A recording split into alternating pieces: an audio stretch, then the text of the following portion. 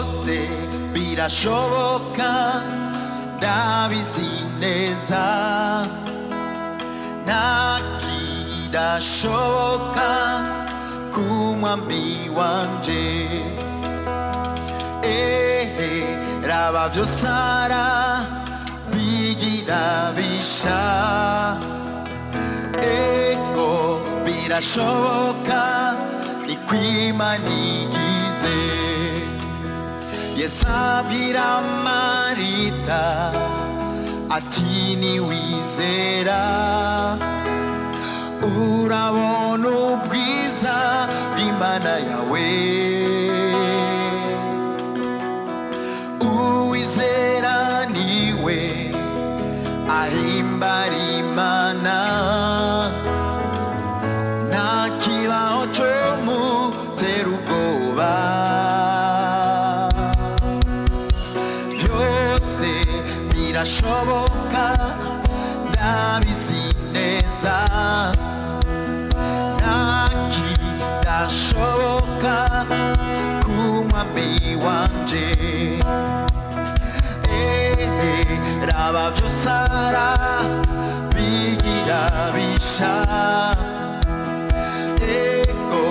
birashoboka ni kw'Imana igize ku munsi ugira kane Lazaro apfuye Yesu ashika kumva aramagara Lazaro ngwino kandi sohoka byose birashoboka ndabizi neza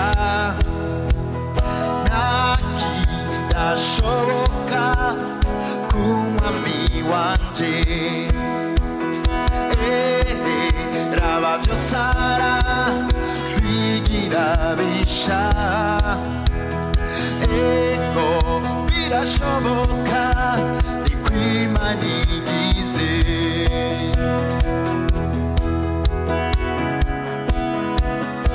byose birashoboka ibiguhagaritse umutima ibiguteye ubwoba hungira ku Mana yawe haleluya shobozwa byose na Kristo mbinkomezi jewe nawe tuzokora ibikomeye shobozwa byose na Kristo mbinkomezi jewe nawe tuzokora ibikomeye ndamwizeye sinzomaramara niwamwizera ntuzomaramara tumwizeye tuzomaramara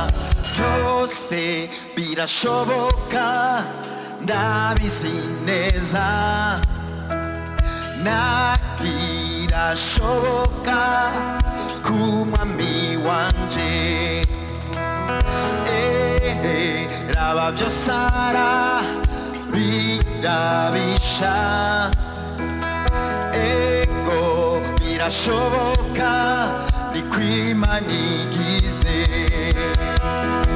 ego birashoboka ni kw'Imana igize nibyo birashoboka ni kw'Imana igize ego birashoboka ni kw'Imana igize birashoboka byose birashoboka nta kitamushobokera umwami wanje ndagira ndakubwire ngo muri iki gihe isi izazaniwe muri iki gihe abantu bakikujwe n'ibibazo hari ubuhungiro bumwe ni ku Mana yonyine nishoboye ibyo abantu badashoboye ishoboye guhindura ivyo umwana w'umuntu atoshobora mu nkomezi ziwe. Hungira kuri Kristo, hungira ku Mana yawe. Kristo ni washoboye vyose. Amen.